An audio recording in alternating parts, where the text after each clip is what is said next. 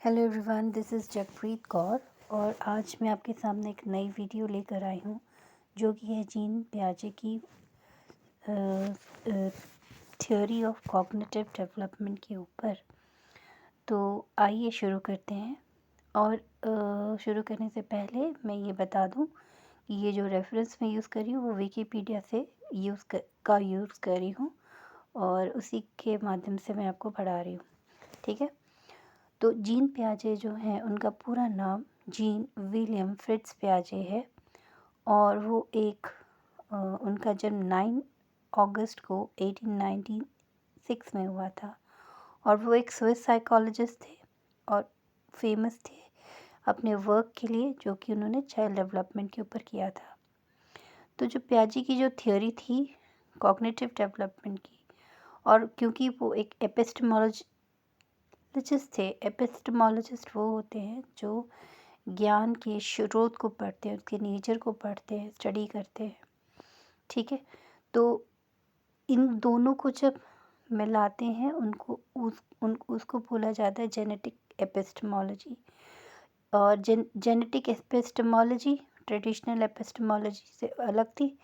क्योंकि ये कहती थी कि क्योंकि उन जीन पियाजे का मानना था कि जो चाइल्ड है जैसे जैसे वो बड़ा होता है from his infancy period to the child adulthood, वो जैसे जैसे बढ़ता है उसकी नॉलेज का निर्माण होते चलता है। जैसे जैसे वो इन्वायरमेंट के साथ इंटरेक्ट करता है तो उसकी नॉलेज बढ़ती है। वो पहले से नहीं थी, वो जैसे जैसे बड़ा होता गया वैसे वैसे उसकी नॉलेज में वृद्धि हुई। इसी को जेनेटिक एपिस्टेमोलॉजी कहा जाता है। इसके निर्माता जीन पियाजे ही थे और ये ट्रेडिशनल एपिस्टेमोलॉजी से एकदम विपरीत सोच रखता है।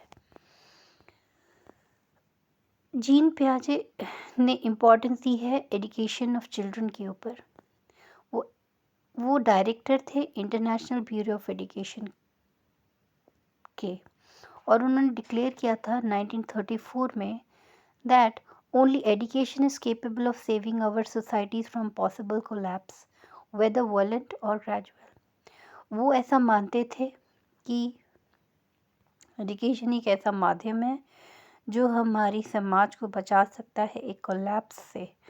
वो कोलैप्स जो कि वायलेंट हो सकता है या फिर वो सटल तरीके से धीरे धीरे भी हो सकता है, ग्रेजुअल हो सकता है। ठीक है।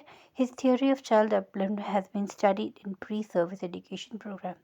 तो जितने भी प्री एजुकेशन प्रोग्राम्स होते हैं वो प्री सर्विस एजुकेशन प्रोग्राम होते हैं, उसमें उनकी थ्योरी को पढ़ा ही जाता है। आजकल nowadays educators and theorists working in the area of early childhood education persist in incorporating constructive based strategies।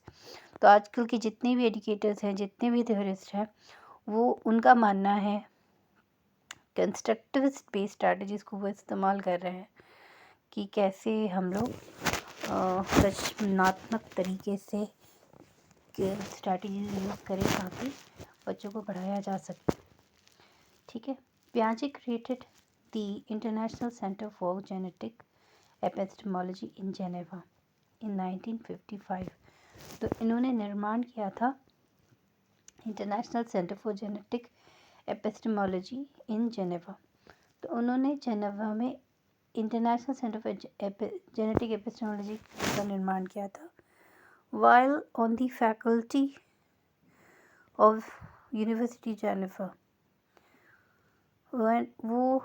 वो एक फैकल्टी मेंबर थे यूनिवर्सिटी ऑफ जेनेवा में and directed the centre till his death in 1980।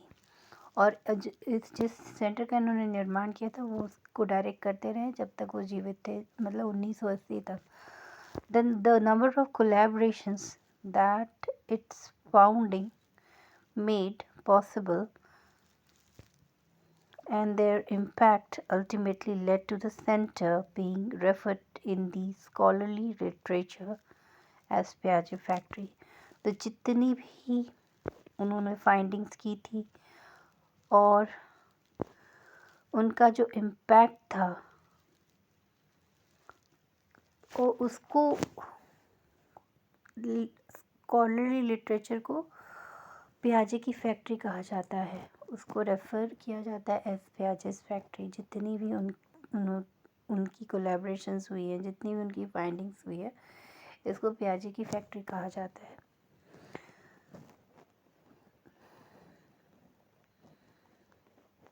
तो according to Ernst von क्लासफ्रेड,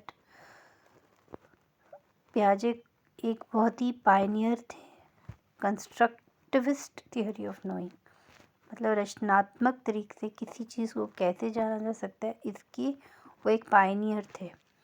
so his ideas were widely popularised इन 1960। इनके जो ideas थे famous हुए थे 1960 में। This then led to the emergence of study of development as a major sub-discipline psychology। तो उसके बाद से डेवलपमेंट को एक मेजर सब डिसिप्लिन साइकोलॉजी में उनके प्लेसमेंट मिली। By the end of the 20th century he was second only to B.F. Skinner. B.F. Skinner के बाद अगर किसी को जाना जाता है तो वो जीन पियाजे हैं, और एज मोस्ट साइटेड साइकोलॉजिस्ट। ठीक है, ये हुआ जीन पियाजे के बारे में, उन्होंने क्या वर्क किया था और क्या क्या किया था। ठीक है, अब हम लोग आते हैं पियाजे की थियोरी ऑफ कॉग्निटिव डेवलपमेंट के ऊपर। ठीक है, Piaget theory of cognitive development, or the genetic epistemology, is a comprehensive theory about the nature and development of human intelligence। मतलब एक बहुत ही विशाल थ्योरी है जो कि nature and development of human, इंसान का जो ह्यूमन नेचर है उसका डेवलपमेंट और उसका नेचर क्या है, ये उसके बारे में है।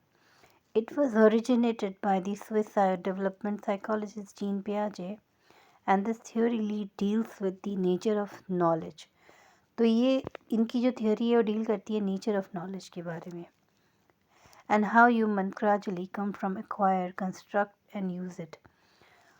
मतलब ये जो नॉलेज है कैसे इंसान उसको ग्रेजुअली एक्वायर करता है, कंस्ट्रक्ट करता है और उसका इस्तेमाल करता है।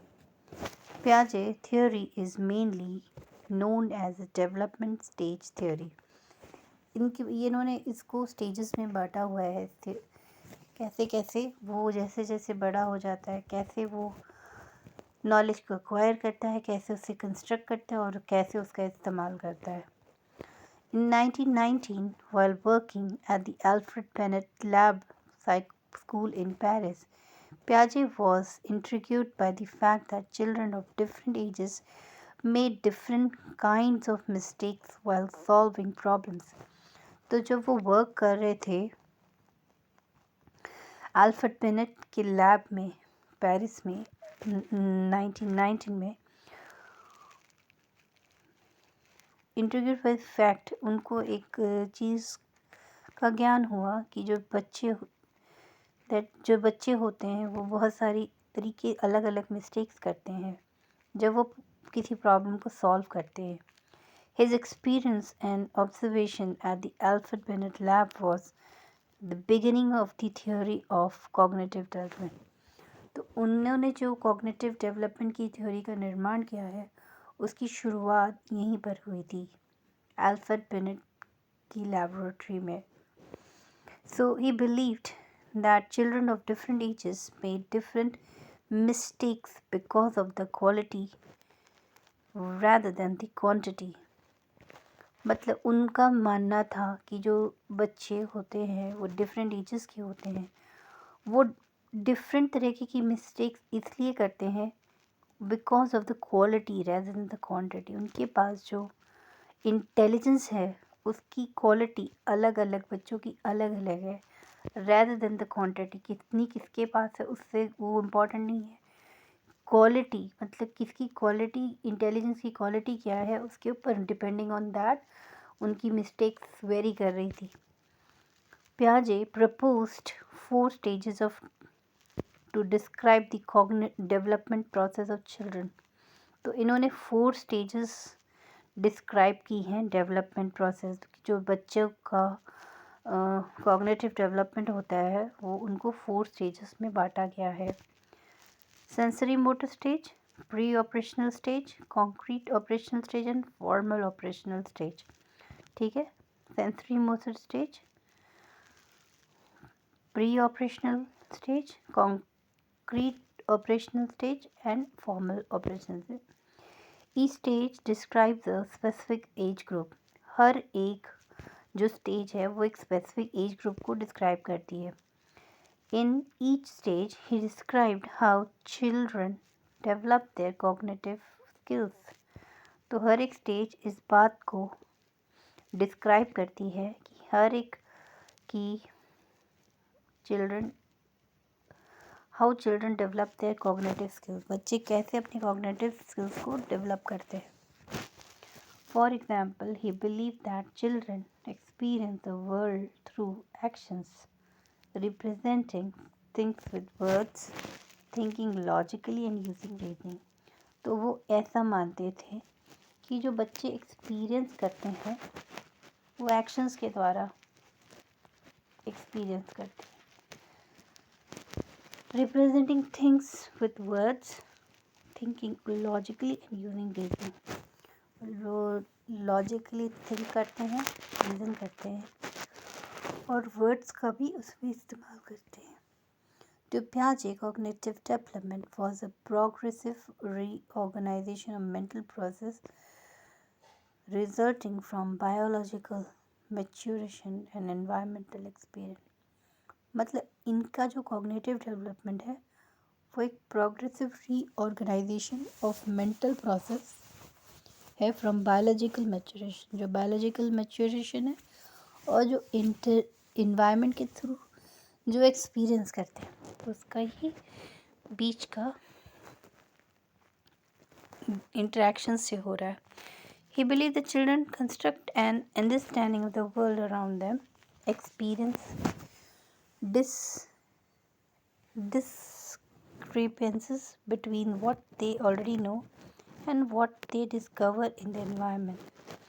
ठीक है, उनको जो पहले से पता है बच्चों को और जो वो डिस्कवर कर रहे हैं एनवायरनमेंट के द्वारा और फिर उसको then adjust their ideas accordingly और फिर उन आइडियाज़ को वो फिर एडजस्ट करते चलते हैं। Moreover, Piaget claimed that cognitive development is at the center of the human organism. वो कॉग्निटिव डेवलपमेंट को ह्यूमन ऑर्गेनिज्म के सेंटर में मानते हैं। एंड लैंग्वेज इज कंटेंजेंट और knowledge and understanding acquired through the development. मतलब अगर कॉग्निटिव डेवलपमेंट नहीं होगा तो जो लैंग्वेज